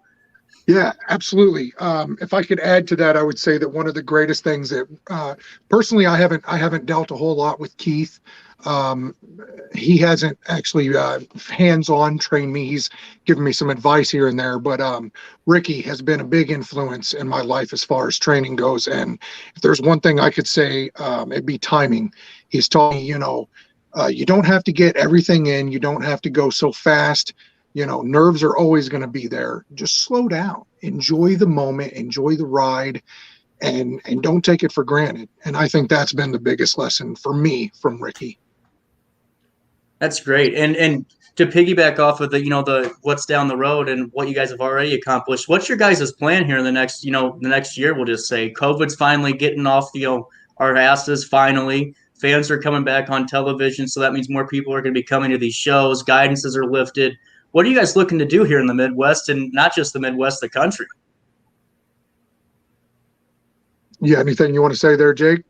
You can go first. Okay, well, I basically want to start off by saying that we absolutely love the places that we're working for. We love IWA, we love WPW, and there's this new upstart promotion. I don't know if you guys know or not, but Yeah, just plug there. Nice. So we Mine's in the other room where I would have grabbed mine. We love what we're doing. We love the fact that we're setting we're blazing our own trail, and but I would say that our goal is to not stop here. We've got our eyes on some big names. Dynamo Pro Wrestling, I'm just going to go ahead and drop that. I started training with them in 2015 originally, and my life was a little bit of a mess, so I didn't train very long until I moved on to something a little bit closer to home. But I still haven't worked for Dynamo, and that's on my bucket list. And recently Jake attended a seminar, and he was able to be a part of a battle royal, and it's just fueled us more. Now we just want to get in the door, and we want to be part of that tag division. We see Glory Pro out there. We see Wrestle Max, or Lewis Max, I think is the name. Anarchy Pro. We're both working on I sent my information out for my renewal of my license, and Jake just got his physical and stuff done. So MMWA is a place I'd like to return to. But I know that what we want to do is go up. So we're looking to expand, definitely. And that's the thing. I don't say this to just anyone, but when you guys walk out there and you're stepping down to the ring, it's not just some guys that are just, they want to wrestle. You guys have a plan. You guys, you have a great head on your shoulders, and that's what I think is really just it stands out the most to me, because you see a lot of guys that just, they don't really have that chemistry that you two have. And with that, man, the sky's the limit, especially with the plans that you have in place. Well, thank you for that. Thank you. I agree. I think that's the best part about what Jake and I do, is that him and I have the chemistry. Absolutely. Well, Jeremy, are you frozen? No, I'm working just fine, because I do got a question, and wow, I would like both of your guys' opinions on this. This is actually in reference to something, Sid, you had said last year. And I actually agree with you to an extent. I really wanted, we got this platform. I'd really love to have you delve deep in this with me. Last year we had lost Kobe Bryant. Now, he had done a lot of controversial things in his past. And, in the world of professional wrestling, I know where this is going. You know where it's going. Yeah. But I think it is something, definitely bringing up, hopefully nothing wrong with it. But a lot of people have that same type of mindset with Chris Benoit and what he did. Mm-hmm. And I want you to kind of delve into your thoughts on this whole thing, because a lot of people say you can't judge him, but you can judge him. Kind of a double-edged sword type of matter. And like I said, I do agree with where you're coming from on this, because the world of professional wrestling, it's a taxing industry on the body, and not just on the body, but the mind, specifically the brain. And it's a big reason a lot of wrestlers, unfortunately, don't live a long time. And I just kind of wanted your take. When I saw that, I was like, you know what? He brings up a damn good point. So I just wanted to get your thoughts, kind of elaboration, if you may, on that whole situation. Well, as controversial as it is, the way that I see it is like, as soon as Kobe passed away, there was a lot of people that were just like, why is everybody mourning this guy who did this crime? And I don't know a whole lot about the NBA. I don't know much about Kobe. It is tragic what happened. I'm a father, so I can't imagine being in that moment, going down with my child, and how that must feel. So that actually breaks my heart. But nonetheless, Kobe did this thing, and it feels like there's a big fat elephant in the room, in my eyes at least. So simply it was just saying, like, to those fans that are defending Kobe, like, there's other people out there like, oh, he did this horrible thing, but he's going to immediately be put in the Hall of Fame. And then there's people that are defending him like he should be, he's the greatest. And yet, and I'm simply just saying, we know how you feel. Now Chris Benoit did a much, well, I don't know how you would say a much worse thing, but I guess they're equally as bad, honestly. Sin's a sin. That's how I look at it. A sin is a sin. Yes, good point. But it's difficult because on one hand, it's like Kobe didn't kill anybody, but what did he do to that young lady? Mentally, probably physically too. And then what Benoit did, so it's kind of like, does Kobe really deserve to be put on this huge of a pedestal, or should we knock it down a few pegs and go, hey, this man was a little questionable at times? So I guess that would be my point in that is. No, and that's fine. And I think it's great to, bring that out there, not to bash one side or another, but to say, look, when you're in the wrestling industry, you're going to have this new perspective, from a casual fan. I mean, I'm a big sports fan, not just a big professional wrestling fan, but a sports fan in general. So I watch all the leagues, whatnot. I mean, I run Mercenaries Sports Media, so I keep on top of this stuff. And I remember back when Kobe, that whole controversy with what he did, and whatnot. And of course, I could never forget what happened with Chris Benoit and Nancy and their son. Right. For as much as I can, it's amazing. I forget stuff that I did yesterday or, yesterday or something, but what happened in June of 2007, is in my mind forever. Absolutely. And you had talked about, putting Kobe right in the Hall of Fame and everything. Well, meanwhile, I remember there was a recall vote to have Benoit removed from the Wrestling Observer Newsletter Hall of Fame. And he's still in the Hall of Fame to this day. Because there wasn't enough votes. Meltzer required 60%. He only got 53%. But no, I brought that up because, like I said, I keep tabs on social media, and what I respect most about that opinion is that you're not changing it just because some people disagree with you. I think when you look at both men's body of work, you can say these are two of the greatest men that ever lived and did their respective sport. But when you look at them as a human being, I think it's important for everybody to show anybody who might look up to these people that they were human, they were flawed, and in the end, maybe they shouldn't be as looked at as such heroes. Right. I totally understand that. And Jake, do you happen to have any thoughts on the topic? Not really. I don't know enough about the Kobe thing to give an informed opinion about it. So I'll have to pass on this question. No, I totally respect that. We ask a lot of cliched questions sometimes, and so I wanted to bring up one that I definitely have never asked in all my years of interviewing anybody ever. So, that's a good one. It's quite controversial, but I think it needs to be said.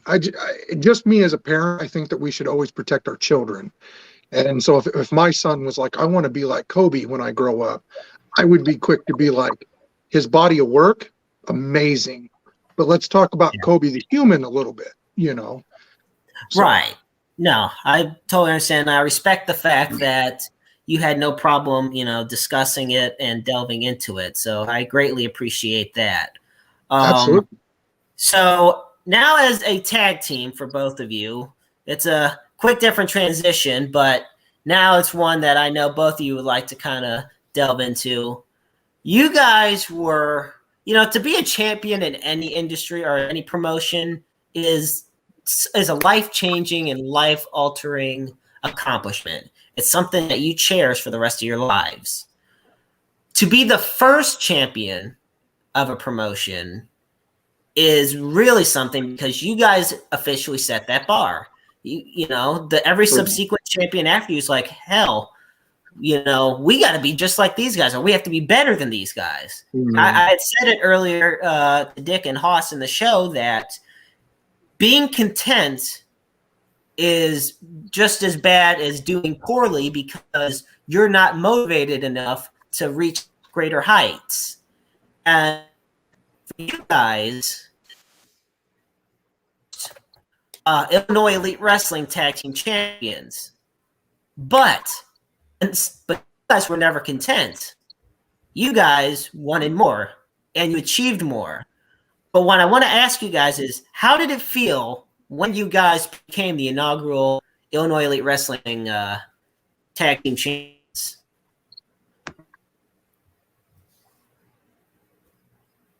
I'll let you speak, Jake. All right. It was a cool moment. I really enjoyed it. I haven't held too many titles, up until that point. So it was a very cool moment to share with Sid and Ashlyn, our manager. So yeah, it was pretty cool. My parents were there, my brother and his wife, my two nieces were there. So it was a pretty cool moment. From my That's end, awesome. it felt good to do it with Jake. Pretty much. It was a really good moment. My dad passed away in May of 2020, so the whole month of May has been kind of emotional for me. And my dad passed away right at the end of May. So this was at the beginning of May when we won these. So, it was one of those things where it's like, hold it together, don't get emotional. My first ever championship win right after I went into Barnes Jewish Hospital where my dad had heart surgery and he was getting ready to get out. And he had asked me, can you take me back home? And I was like, absolutely. So after my very first title win back in 2018, I took the championship directly up to Barnes. And my dad was the first person to see it, So I remember being a little bit emotional, but I remember being happy that it was with Jake. I felt like it was with the right person, somebody I can trust, somebody who in real life I know has my back, somebody who in real life I know is somebody I talk to him every day. We're about as close as you can get, and so it just felt good to do it. It's kind of validation too, Oh, absolutely. And while I'm going to transition this one to whether it be Haas or Dick, because I know there's a lot that all three of us have to talk about this, but I wanted to kind of bring the introduction about what's coming this way on Sunday, June 6th. And that is the WPW show. And it's wrestling at the WFW from World Powerhouse or WPW World Powerhouse Wrestling. It's June 6th in Collinsville, Illinois at 1234 Vandalia. The doors open at 4:30 and bell time is at 5 o'clock. General admission $10, kids tickets $5, and there's a nice family bundle where it's $20 for 2 adults and 2 kids. Now, what's prominent about this show is you guys will be taking on the who are the WPW Tag Team Champions. So, and you'll be taking them off for the WPW Tag Team Champions. So I got to ask you guys, is this going to be the first time you've ever faced the Violators? And what are you feeling going into this match? Well, first of all, I hate that name. I cringe every time. Violator. I would hope so. Yeah, That's a very fucking gross name. I hate it. I absolutely, and that's for shoot. I hate it. But no, we have been in the ring with them before. Matter of fact, I think it was early May, right, Jake? Yeah, We were, it was the last WPW show, I believe. Okay. Yeah, so we worked them. Because we had 3 weeks that were back-to-back championship matches, and they were right there in the middle, and it ended in a double count out because I did a dive to the outside and took all of us out. So Wow. yeah, we've been in there with them before.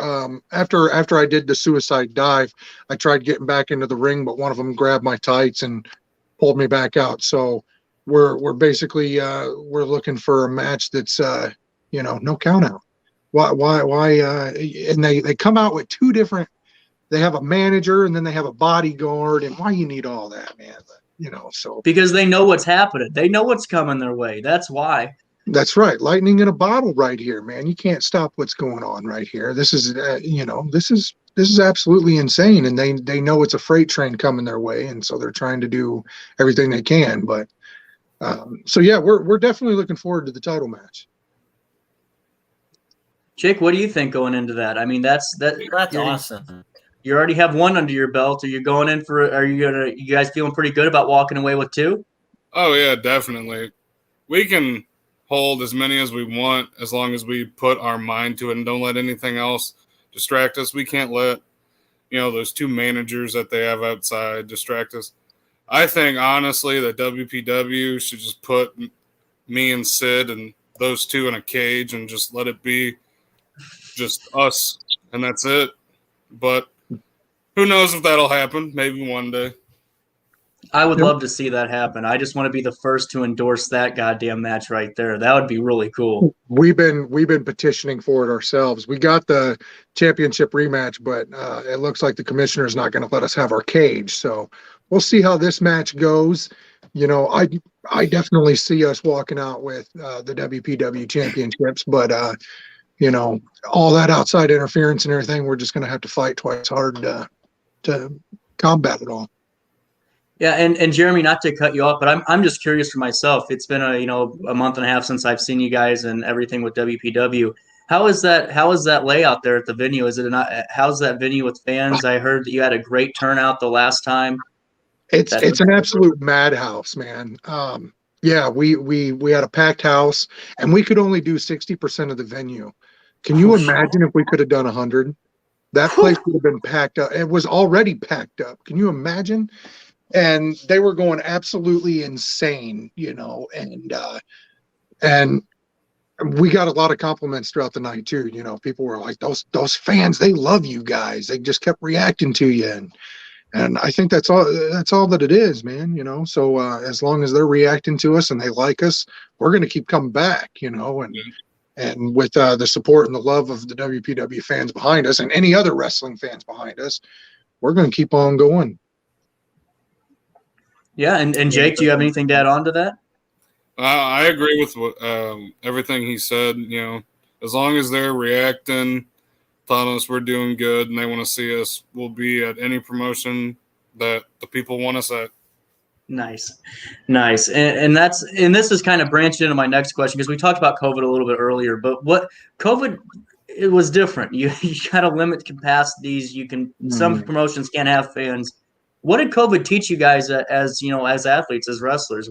Is there something you learned from how you work your matches, or is there any big takeaway that you had just from it, or just, God damn it, we need the fans back? A little bit of both. All of that, honestly. I know that COVID for me, like, more so personally, I had a lot of stuff change, and with my mindset, in my personal life. So that branched into completely changing how I, act in the ring, how I perform, and everything like that. So COVID was as shitty and terrible as COVID was. So I don't know if I'm allowed to cuss on here. You can. Yeah, fuck it. Okay. All right. Cool. So we use the Iron Sheik. Oh yeah, we do have an Iron Sheik. My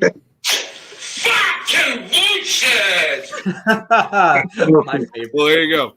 So as shitty as COVID was, obviously, affected the entire world.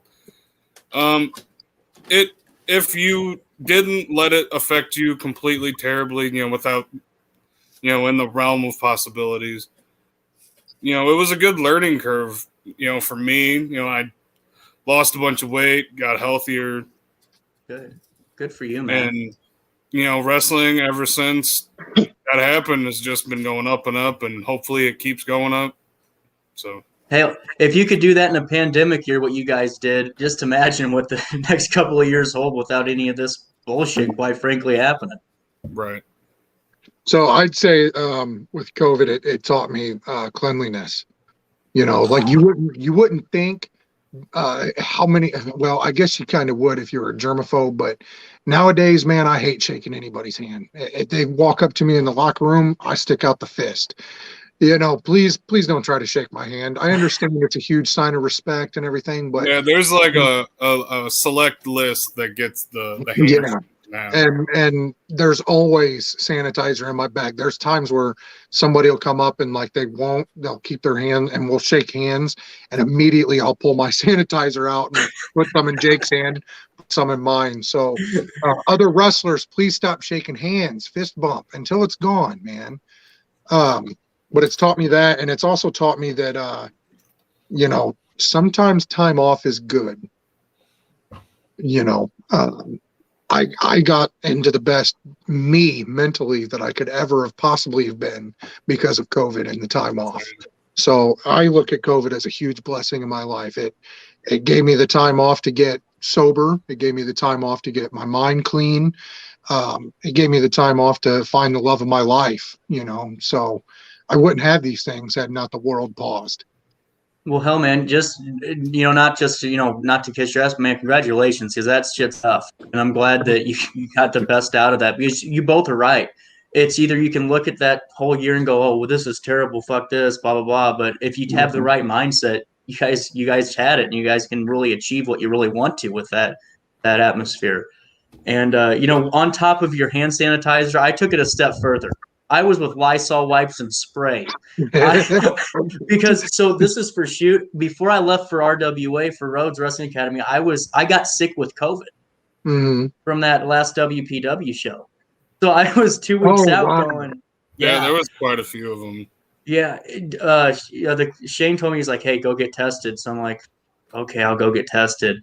I didn't feel bad, but then all of a sudden my results came back and I'm freaking out. I didn't know, hell. And that was even with the Lysol spray. So you know what, Lysol, you don't kill coronavirus. Just say it right now. Yeah, when I got diagnosed with corona, I tell you what, man, I'm a 300+ pound man. I'm 6'1". I'd like to think of myself as a pretty intimidating guy. I'd like to think I'm still a pretty bad dude. The moment that I got that phone call and it was positive, dude, it was just, I broke down immediately, because I am a diabetic, and that's something that I don't disclose to a whole lot of people, but I'm a diabetic athlete. So being diabetic, I'm higher risk. So with me being higher risk and everything, I always joked before then. I was like, if I get COVID, it's going to kill me.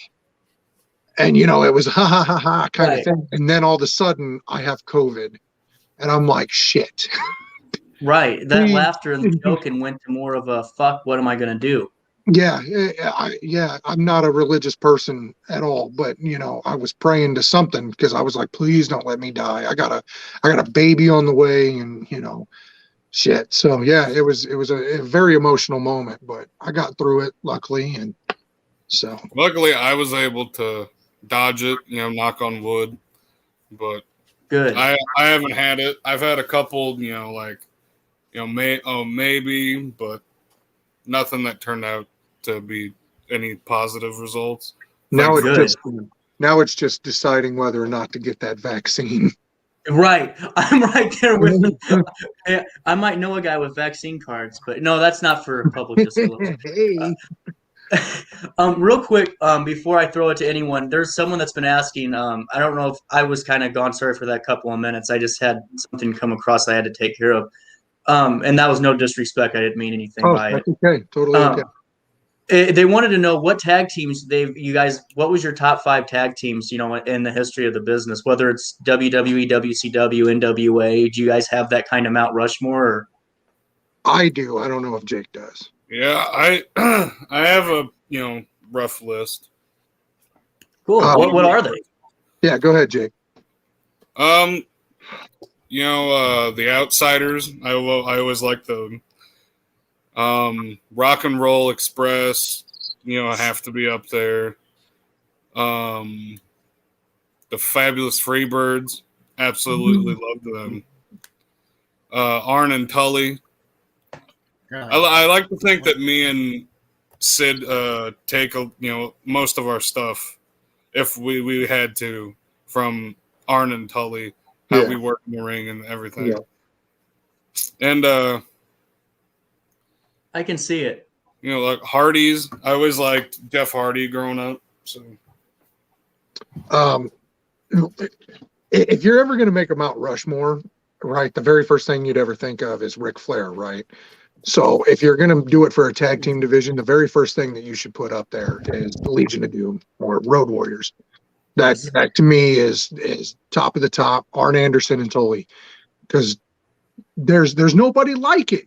I think right now in AEW, Dax and whatever his name is now, the FTR or what the tag.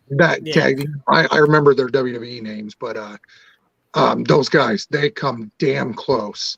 They're really huge throwbacks, and oh my God, do I want to wrestle them so damn bad, but so you got that, and then the Dudley Boys.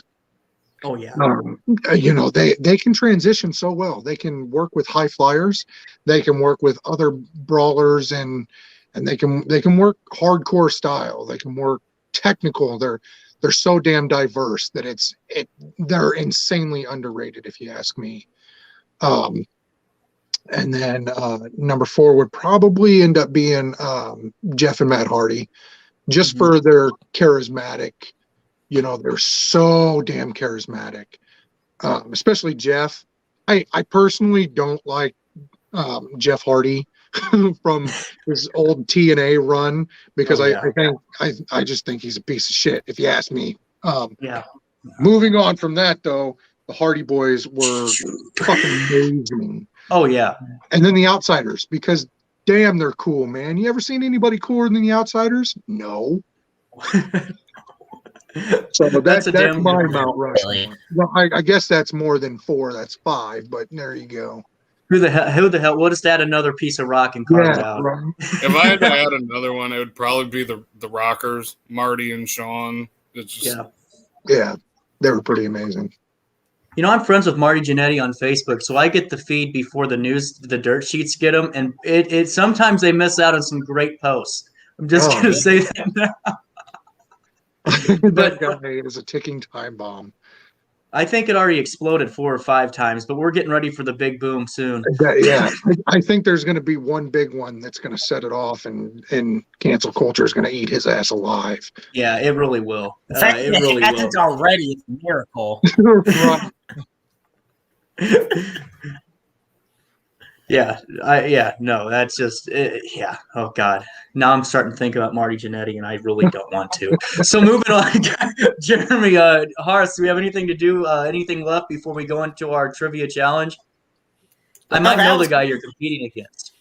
That was gonna say. I was gonna ask which one of you gentlemen wants to take on our very own Dick Douglas over here in the game show challenge. Oh boy. My brain is not quite what it used to be, but I'll give it a shot. Unless if you want to take it, Jake. I'm good. Look, you guys see that there on his head there? Yeah. I was going to ask, but I didn't want to be rude. Yeah, there you go. Oh, That's yeah. because Jake did a show Sunday night, and it was one of the lone bookings that we do our occasional singles here and there, but he did a match the other day and paid homage to the great Attila Khan, and he got bloody.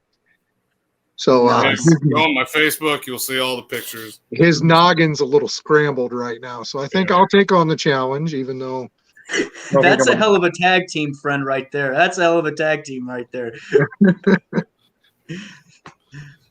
Well, all right, Haas. I think we're ready to you roll. both are ready. All right. Get that music.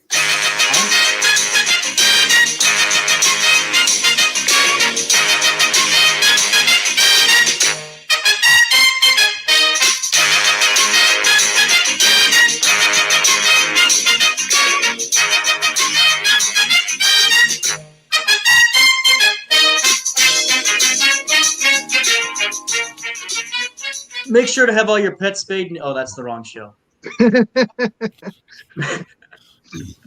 I love Now, it. before we Okay. begin, Jeremy Ladies has a and gentlemen. history. Hold on, Jeremy. Jeremy has a history of cheating in this game. He likes to send answers before I can even, think about them. So if that happens, I'm not going to take it out on you. I know who did it.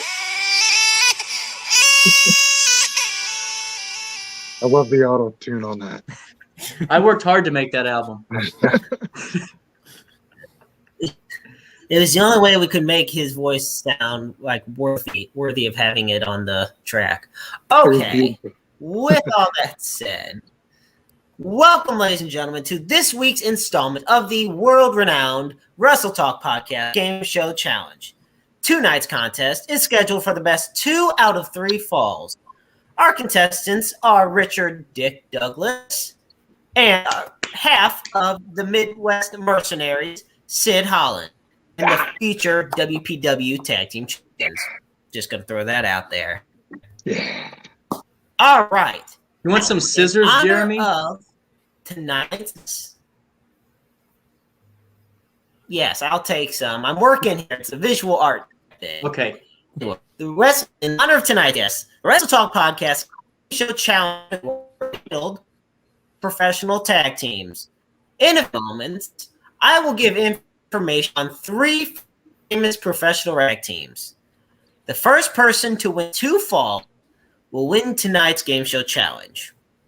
All you gotta do is shout out your answer when you think you got it. Okay. Sid, are you ready? I'm ready as I guess I'll ever be. Dick, are you ready? Dick is always ready. And Haas is ready to and Haas is ready for that DJ Khaled music. Okay, let's do this. Question number 1. This tag team were the first to have held the AWA, NWA, and WWF Tag Team Championships in their career. They were famous. Road Warriors is correct. All right. That was clean. That was clean. I can't complain about that. All right. That's my top favorite team, man. Yeah, see, I think you just put that in there because you knew we'd know the answer. Right. Complain. Anyway, so question number 2. This tag team has been together, aside from a brief time in WCW, for nearly 40 years.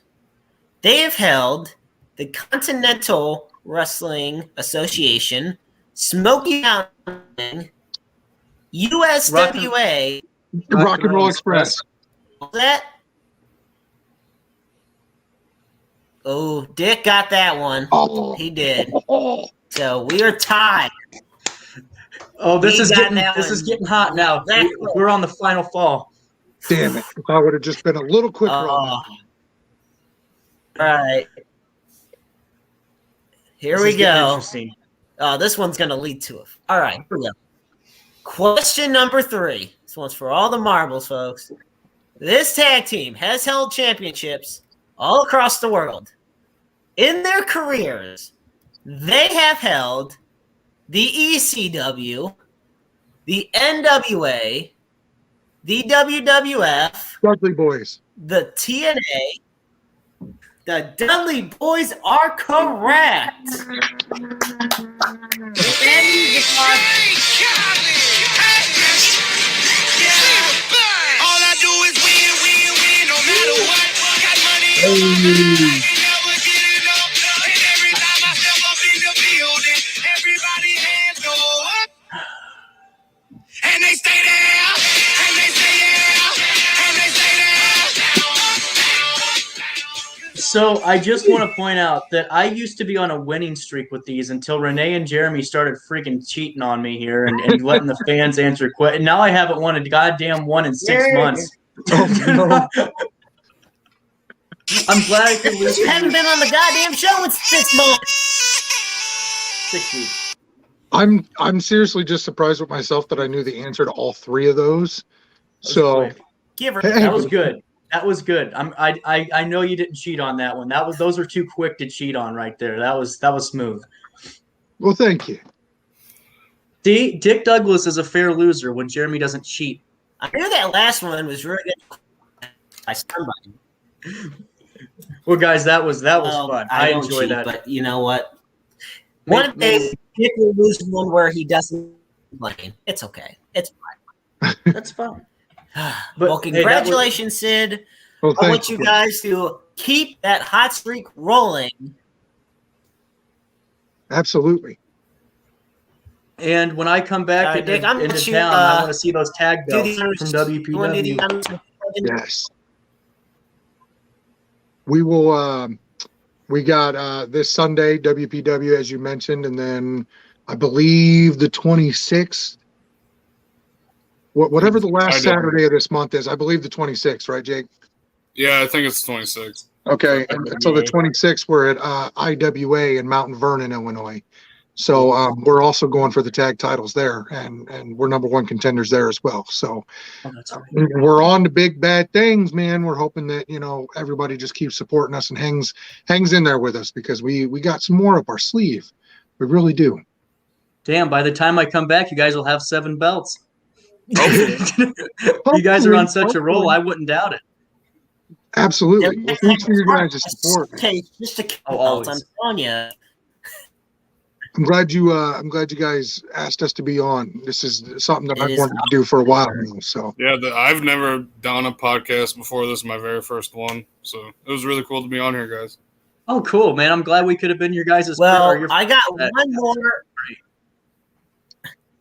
I got one more important question Jeremy? for both of you. Oh, okay. okay. Yeah, I got one more question for both of you. Will you both be on the show again? Oh, absolutely. 100%. In a Welcome heartbeat. to the Wrestle Talk podcast There we family, go. guys. Absolutely. Thank you. That is all I need to hear. Thank you, guys. That is kick ass. Our pleasure. Real quick, let's get your Ladies guys' and social gentlemen. medias out there. Yes. So Jake Prater on Facebook. If you, I don't remember if you have a Instagram. Yeah, it's Jake_Prater 1997, I believe. So we got the Midwest Mercenaries on Facebook. If you go and like and follow us on there, that's where you can see the most of our postings. Usually I post everything there first and then share it from there to our personal profile. So Sid Holland on Facebook, Jake Prater on Facebook. You can find me at Real Sid Holland on Twitter, Real Sid Holland on Instagram, and Sid Holland MBFG on TikTok. I kind of blew up on there. That was pretty fun. Nice. So yeah. But most TikTok banned importantly, me. yeah, I don't understand how I didn't get banned. I put some pretty shady shit on there. I got thrown through a table and they said I was creating violence. So there's no more Dick Douglas on TikTok. It's a weird ass platform. That's great. I can't wait until they see what they do to me. Yeah, my Twitter is Jake_Prater1 on Twitter, I believe. Cool. So the most important that I would say is definitely right. get on Facebook, look up the Midwest Mercenaries, like and follow that, because I know my friends list is getting full. I'm almost at the 5,000 cap, and I don't have a like page for myself. So Midwest Mercenaries. If you want to follow us, you want to know where we're at, you want to interact with us, that's the place to do it. Yeah. Without a doubt, guys. Make sure you follow them on Awesome. all social Sounds media like a platforms. Show them some Wrestle Talk love. Yes. Sorry, Jeremy. Jeremy? Don't, All right, ladies and don't gentlemen. loosen them here. Remember, this Sunday, June 6th. I know. It's the signal. But no, this Sunday, June 6th in Collinsville, VFW, you will see World Powerhouse Wrestling, where the Midwest Mercenaries, our kick-ass guests and the most dominant team in the Midwest, will be taking on probably the worst fucking name in tag team wrestling, the Violators. In a tag team battle match for the WPW Tag Team Championship.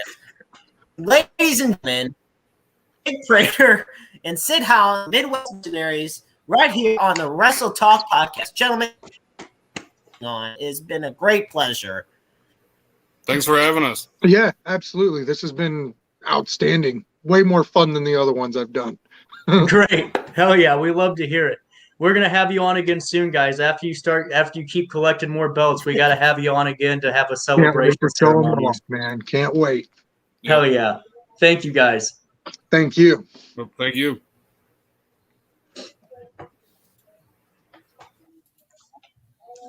We did it. Man, Jeremy was late both times. What a tag team. We did it. Well, they are, yeah. Great tag team. One time. We were late the second hour. I'm excited. You know what? You mentioned about how they would have 7 belts on them by the time you see him again or whatnot. I mean, shit, we just got to give a suitcase something to where they just have to carry all that because that is a lot of gold. I'm telling you. These guys are going to dominate. That's a great merchandise idea. We get Wrestle Talk podcast suitcases to give to all the belt collectors of the area, the ones that keep winning the championships. Because, I mean, they really do deserve it, guys. Jeremy, I know that you're out in that Casey area, Haas, you're on the East Coast, but they're great dudes. They work harder than any tag team I've seen in the area, and they deserve it. They really do. Absolutely. Well, gentlemen, it has been an amazing show. I am so glad, Dick, that you are back with us to do this show. I'm really thankful. It's good seeing you again. Haas, thank you. Always doing that kick-ass work behind the boards and on the mic. I'm telling you, it's a great pleasure, buddy. And one more time before we close it out, it is where we talk about our wonderful sponsors who make the Wrestle Talk podcast get better every single week. And that is Everything Combat, Kincaid, Esports Bar KC, Interstate 70 Sports Media, Royals Transportation, Painter's Dream Productions, and, of course, the FWWC. And, Haas, what is that last one? Rathbun Engraving. Let us know if you want to get a Wrestle Talk podcast mug. They do all the engraving on the mugs. They are absolutely awesome. Only $25. Was that all of them? We have a huge... That was it. Oh, yeah. Sorry. I didn't want to interrupt that because we really do need to thank them. Without them, guys, we wouldn't be able to do this show. And they're hell of a business. I mean, every one of them are great business people. They do great things. And we're really happy to have them on the show. But before we wrap up, I just got to say one last thing. A reminder, 5 p.m. Central, Rhodes Wrestling Academy YouTube channel. There is going to be a major announcement. I wish I could tell you what that announcement is now. But it's time for you guys to stay tuned. And I'll see you tomorrow. All right, ladies and gentlemen, he is the one, the only Richard Dick Douglas, the city on the hill. He's Hardcore Haas, and I'm the maestro, Jeremy Karp. Everybody, have a wonderful night, and remember, life is a book full of empty pages just waiting to be written in. Make your lives worth reading. Good night, folks. See you next week.